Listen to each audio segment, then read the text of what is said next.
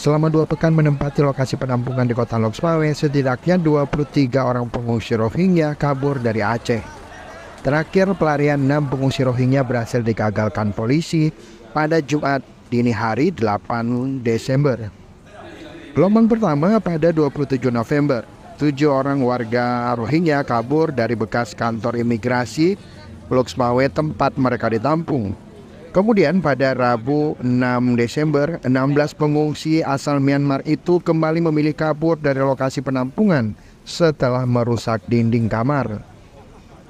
Kapolres Loksmawe AKBP Henki Ismanto mengatakan pihaknya yang melakukan penyelidikan kemudian berhasil menangkap 3 warga lokal yang diduga terlibat untuk memuluskan kaburnya para pengungsi tersebut.